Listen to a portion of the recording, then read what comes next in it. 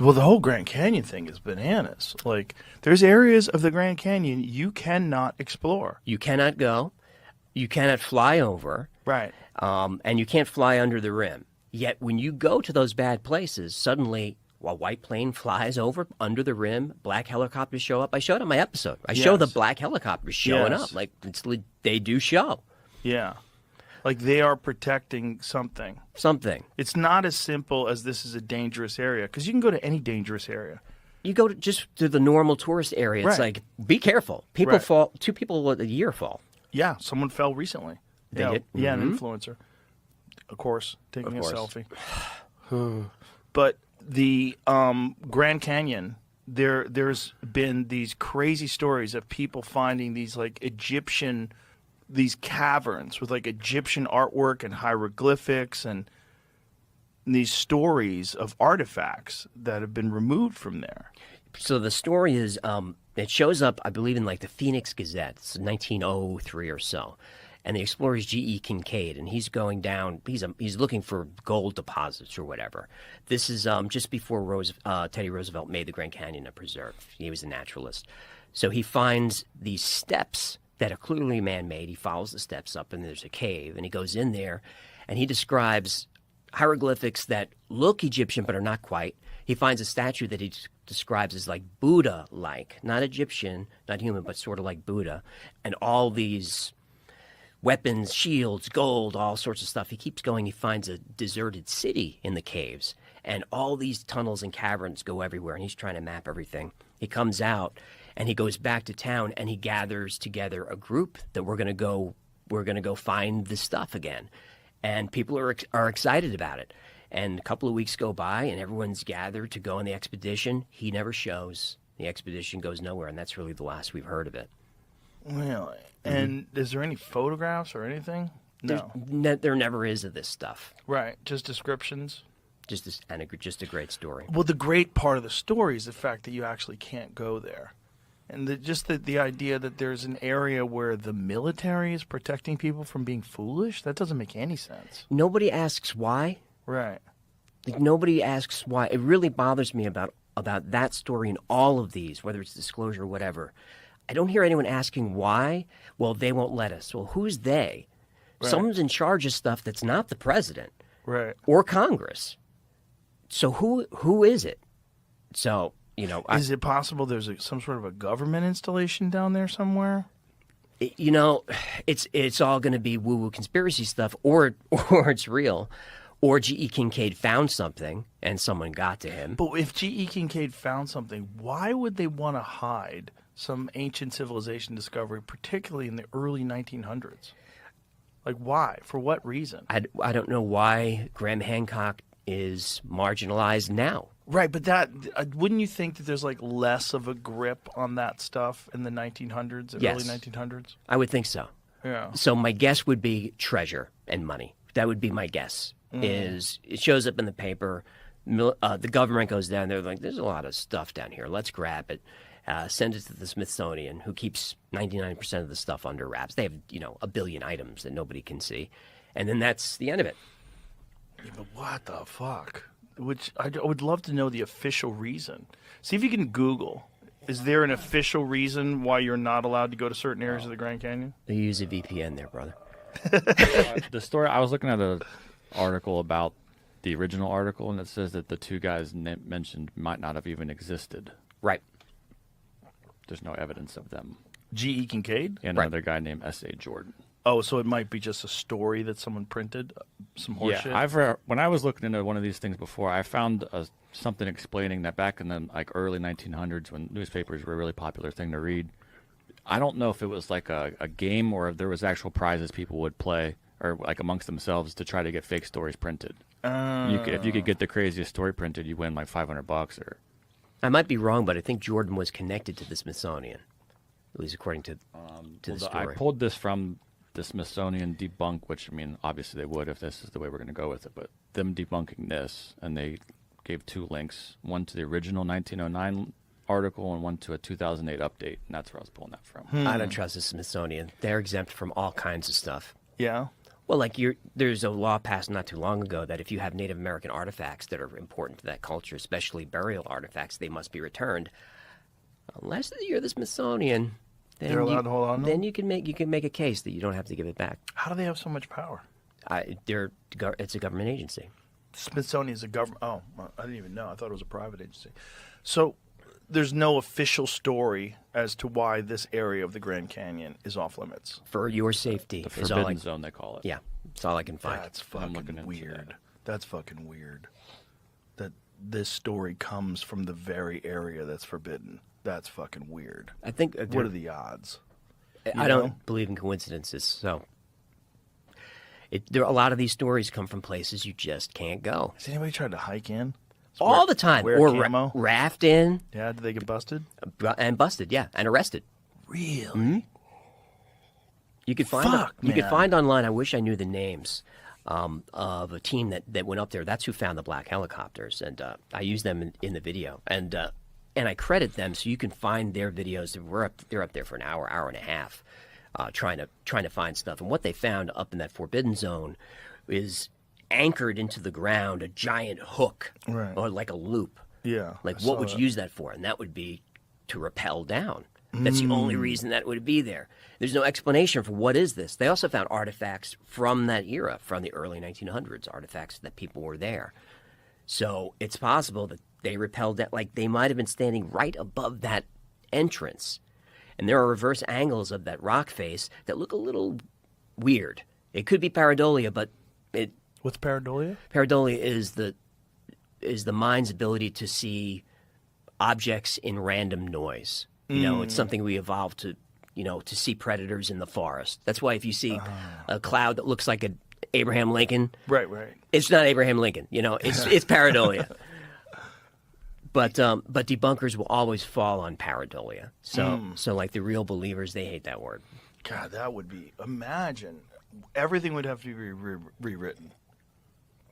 If they found some evidence of a lost civilization with no connection to any known civilization that was advanced, that was living in the Grand Canyon. Did you ever think about going? To the Grand Canyon? To go and just be an outlaw and go see? How would you get in, though? I mean, if they have black helicopters and they're scanning the sky or scanning the ground with some sort of a drone or a plane, how many of these crashed crafts do you estimate there are that human beings have recovered? More than 10. More than 10. More than 10. How many of them are in possession of people in the United States? I meant more than 10 in possession of the United States. What about worldwide? Worldwide, Do we have any data on that? we have data, but it's classified. There's no way to really talk about it. But so there's more, though. You Yeah, could the- safely say it's not just the ones in the United States. Not just the ones in the United States, and these. Are they equally distributed? I actually I don't know for sure in terms of data. I mean, we have our best data, of course, on our own retrievals. But more It's than hard to 10 say. retrieved in the United States. More than 10 retrievals. What is your take yeah. on Bob Lazar? Well, we looked into the Bob Lazar story, and but only from a certain relatively superficial level. Looked at we found out what his clearance levels supposedly were, and so on, which came back saying it was not high enough to be doing what he says he was doing. On the other hand, it may just simply be, it was better than that, but we didn't have the access to see that. So when I hear his physics descriptions, it's a puzzle. It seems not exactly as I would anticipate might be the technology behind the craft, but I can't absolutely write him off. So it's an enigma, and I don't have any hard data to prove one way or the other. So it's I know you've talked to him. And, Yeah. It's a fascinating puzzle. It is a fascinating puzzle. Because that would be the place, S4 would be the place where they would do that kind of work. I mean, if you wanted to do something like that in complete privacy and secrecy, you do it in the middle of the Nevada desert, very protected. That's true. Right. Outside of Area 51.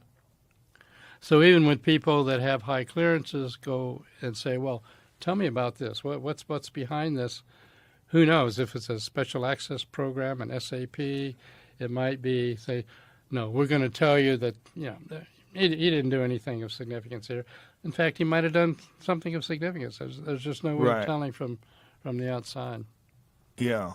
Yeah. So the actual generator, the thing that powers the craft that Lazar talked about, what was your take on that? This idea that it was element 115, that when it encounters high radiation, it has some sort of an anti-gravitational effect, some warp effect. Well, there are two aspects. One is, what is the material or mechanisms that generate the effects? And then the other is, are the effects being described reasonable descriptions of the kind of effects you think are associated with such craft? On the element 115, as you know, in the general scientific community, we've seen element 115, but it's very short-lived. So it's hard to evaluate that, and at this point, there's no evidence that's it. But his description of the anti-gravity effects and so on, that's an area that is well described as what you might expect. As it turns out, in that series of 38 papers, one of my own papers that I provided was one called Space-Time Metric Engineering. And when the pilots came to me and said, drops down, takes off, right-angle turn at Mach 10, this is way beyond our physics. And I said earlier, no, I think it's not beyond our physics, beyond our engineering. But what I did on the physics level was all of our electronics that we have here, for example, this microphone, the recording that you're making, and so on, that's all based on electromagnetic kinds of technologies, all of which come out of Maxwell's equations. Maxwell's equations, Clerk Maxwell way back in the 1800s developed the equations for electromagnetism, and basically any kind of electromagnetic device, you name it, Wi-Fi, whatever, can be traced back to his equations. So what I said to myself was, okay, we have these apparent craft operating with this unbelievable kinds of activity. Is there any way to account for that in our physics? Well, it turns out. So what I did, I took a sheet of paper, and the left-hand side of the paper, I wrote down all the weird effects that have been claimed. Right-angle turn at Mach 10. I got close to the craft, and suddenly it wasn't the same size as it seemed to be when I was further away. It was a certain color, but when I got close to it, it was a different color. All these weird things. To me, the weirder the better, because if somebody was just making up a BS story, they want it to sound rational. So you don't come up with things like, well, I got in the craft, 5 minutes went by, I came out, and 2 hours had gone by. I mean, you're just not going to make that up. Then on the right-hand side of the piece of paper, I said, okay, we have Einstein's equations in general relativity, and we use them to talk about black hole mergers or neutron star mergers or whatever. And all these things are massively energetic events. Suppose I could engineer Einstein's equations the way we engineer Maxwell's equations for electromagnetic effects. What would I expect to see? And I find out I got a hand-in-glove match between what was claiming to be observed and, what Einstein's equation, if you could engineer them. Well, why can't we engineer them? Well, what we know today is the energy density required to engineer those equations is just way beyond our ability to do so. Can you give me a comparison to what the energy requirements or something like that would be like? Yeah, people have in fact, Alcubierre warp drive. I don't know if you've heard of that, but Miguel Alcubierre was a researcher in general relativity and kind of a Star Trek fan and so on. he said, I wonder if we could really have warp drive. And so he used Einstein's equations to say, okay, under what conditions could we do a warp drive? And he actually came up with solutions from out of the equations. Okay, what would it take to drive that? Oh, it would be hundreds of times more than the energy of the sun. I mean, just out of sight energy. So, until we have a new energy source, or until there's some back door that we haven't, zeroed in on, it's just really outside of our expertise. If you enjoyed today's episode on JRE Plus, don't forget to give it a thumbs up and share your thoughts in the comments below. Thank you.